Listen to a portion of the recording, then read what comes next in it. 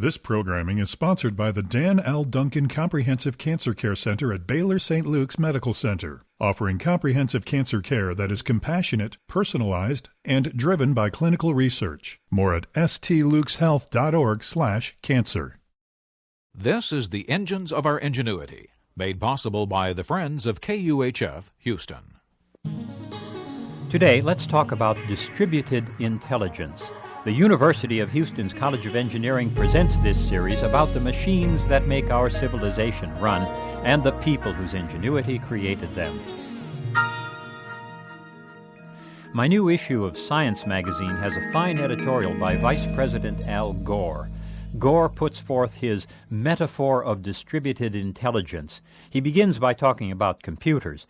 25 years ago, computer pundits expected a few huge machines to handle all our computing needs. No one saw the personal computer coming. No one saw how machine intelligence would be distributed today. Gore reminds us that we live by metaphors. The factory was once our metaphor for making things. Our livers were blood factories. Our minds were idea factories. The metaphor of the factory, the large central production unit, has been breaking down ever since Henry Ford. Where is a computer made today, or an automobile? Pieces are made all over the world. China, Mexico, Taiwan, the U.S. My computer was assembled at a little shop down on the corner. Not just computer manufacture, but computer use as well has been decentralized. Years ago, the last vestige of the large central computer was the so-called supercomputer, which we used only for our huge computations. But each new generation of PCs has taken over more supercomputer turf. At the same time, supercomputers themselves become smaller and more affordable. Besides, we can do many large calculations with blinding speed using arrays of cheap PCs wired to work in parallel with one another. The upshot is that machine intelligence actually gains in effectiveness as it distributes itself into the population.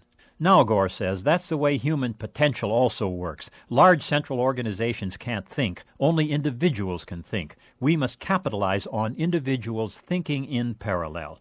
And yet we cling to the metaphor of the factory. The purpose of a large central factory is to maximize the production of a standard product at the lowest unit cost, just as the purpose of a supercomputer is to maximize the speed of a very long calculation.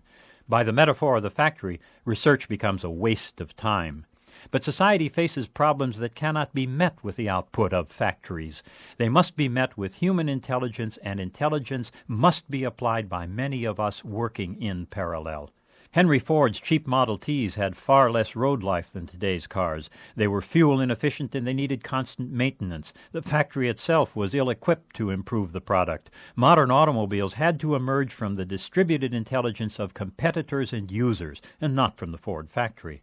So, Gore says, we need to feed intelligence at the grassroots level. We need to fund education and research. The worst thing we can do is let an educated overclass develop. The worst thing for all of us is a supercomputer model of intellectual elitism. Gore finishes with another wonderful term.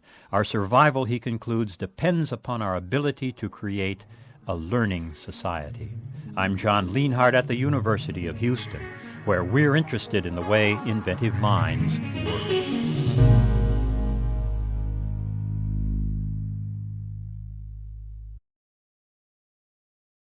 This programming is sponsored by Trinity University, where the spirit of inquiry can inspire a resilient and diverse community of lifelong learners to answer questions and question answers. More information at trinity.edu/values.